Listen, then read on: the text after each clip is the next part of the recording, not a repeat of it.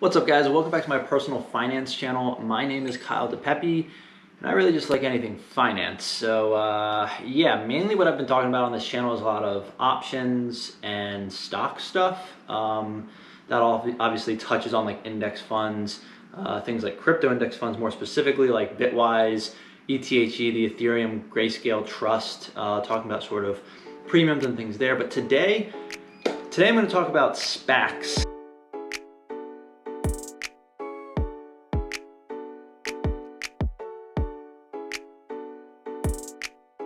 Ooh, real quick, before we get too far into this video, if you're enjoying the content and any other videos you've seen on this channel, please consider giving them a thumbs up and subscribe to the channel. Would really appreciate it, would really help me out. But let's get back to the SPAC talk.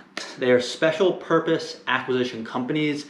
Basically what it is I don't know, some type of fund, basically does an IPO. So they create this publicly traded entity, but it's sort of like a shell company.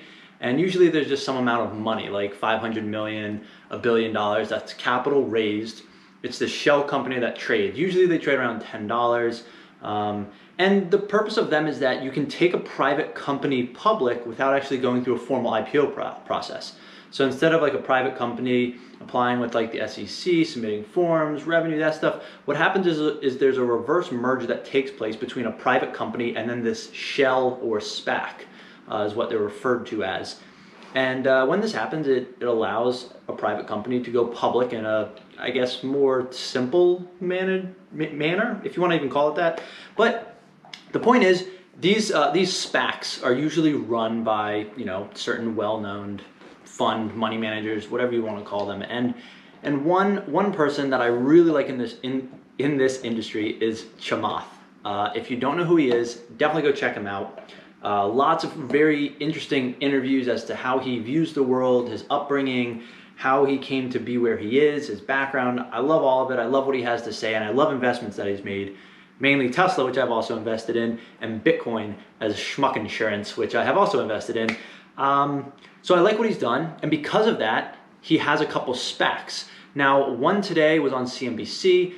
It's doing a reverse merger with SoFi, and it popped like 65%. It's still trading up on the day. Now, I haven't touched that one because obviously that's kind of played out. But what I have done is I did actually buy another one where they announced a merger with Clover. It's like, it's in the healthcare industry. And I did actually buy some of that. That's IPOC. And then there's another one, IPOF. And I believe F hasn't announced any type of mergers or talks or anything like that yet. But IPOC and IPOF, I have both bought call options on them actually. So IPOC, I actually bought the 15 strike call options dated in December. And I bought 2 of those. And then also with IPOF, I think I bought 4 of those, and I bought the 10 strike call options also with a December expiration. What's up, bud? Good boy. This is my dog Aston, just throwing that in there. So I decided to go with the call options for, I guess, well, 2 reasons. One is that you get more leverage. So you get more upside, I guess, gains if both of these do well. Now the reason for that is if you look at where they're trading, right? So let's look at IPOF, for example, right? So IPOF, you could buy, I think, 100 shares of IPOF. I think it's trading around $13 a share. So if you buy 100 shares of this, it's $1,300. Now, if you do what I did, I can look at the 10 strike December call options, and I can buy 2 of those for, I believe, $1,000. Now, each contract for a call option is basically exposure to 100 shares, or it represents 100 shares. See you later, bud. So by buying 2 call options, I basically have upside exposure as if I had 200 shares. So I was able to spend, I think, $2,000 because I bought 4 call options at a price of around $5 each. So 5 times 100 is 500. Multiply that by 4 contracts, that's $2,000. That means I paid $2,000 for 400 shares worth of exposure to this stock. Now, if I had gone out into the open market, I would have had to spend almost $5,000 just to buy 400 shares worth. So I'm spending less than half the amount of money in these call options, but I still get exposure to 400 shares. So for me, it's a better way better upside potential, less capital. I can diversify. That means I can buy IPOF and IPOC for the price of potentially just buying one if I just bought the shares outright instead of doing call options. Now, I did both of these in my Roth IRA, so I don't have to pay taxes, don't have to pay short-term capital gains, and they're both right now in the money, which means that the strike price is below where the stock is trading. That means in theory, I could exercise them if I wanted to buy the shares outright, and there is some intrinsic value. If you don't understand this, don't worry too much about it. I have made some other videos about call options. Maybe I can make another one in the future. But if you do have questions, I guess leave them in the comments. I'll try to answer them. If I don't explain too well, I do apologize. The dynamic is a little complicated, so what's up, bud? Options can get a little tricky, but once you understand them, I think they're obviously very simple, but I've been looking at them for years. Either way, I'm playing them with call options because it gives me more leverage to the upside, and instead of investing in just one with like 4,000, I can invest 2,000 in each and still get double the exposure than if I had invested in the stock, if that makes sense.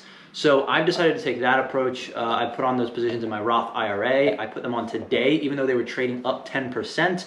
I just think long-term plays, I like Chamath a lot. I love what he invests in.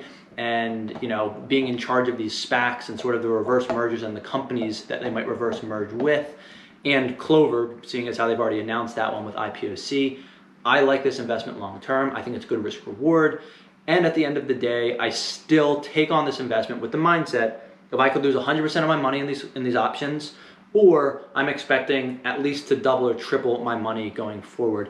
Now, the other thought is that I can sell these options obviously upon this December expiration, or I can exercise them and buy the underlying stock and then just hold it into the future if I really still like the investments at that point. So it's sort of two ways to play it. Also, by buying more than one call option contract, say they announce a company tomorrow and it goes from $13 to $26 a share.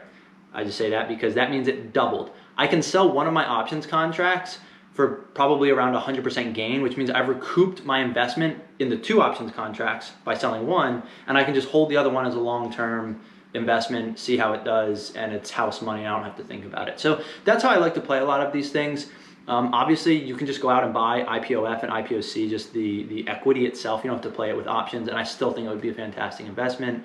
But I really like Chamath. I love the way he thinks, and so I'm not actually thinking too much into, especially with IPOF, you can't, there's no announced company, there's no merger, there's nothing there. So there's really no financial due diligence you can do. It's more of believing in the person that's going to carry out this reverse merger. And with Chamath being in charge of these, I just think that it's a decent investment opportunity, and I'm looking for places to put some of the cash that I have in my Roth IRA, for example. And so this came up. So I hope you guys enjoyed this. I hope this made sense. I try to keep my financial and investment decisions as simple as possible. That way it's easy if something changes, right? Say something happens to Chamath, or he's no longer in charge of these funds, it's easy for me to be like, okay, well now my thesis has changed, right? Instead of him being in charge and acting as sort of an activist investor with these reverse mergers, why buy it? I'm not gonna think too much more into it than that. Also, I think of it from a risk reward perspective, and other than that, yeah, so by diversifying, I'm getting two, IPOC and IPOF, and I'm using options, so I can basically put up half the capital and have two ways of exposure rather than just putting all the money into one and buying more shares in one of just straight equity. But either way, I hope you guys enjoyed this. If you did, please give it a thumbs up, subscribe to the channel. If you have any questions or comments, leave them down below. Would love to hear your thoughts or opinions on this. But either way, that's a recent investment I've made, and until next time, guys, thanks for watching.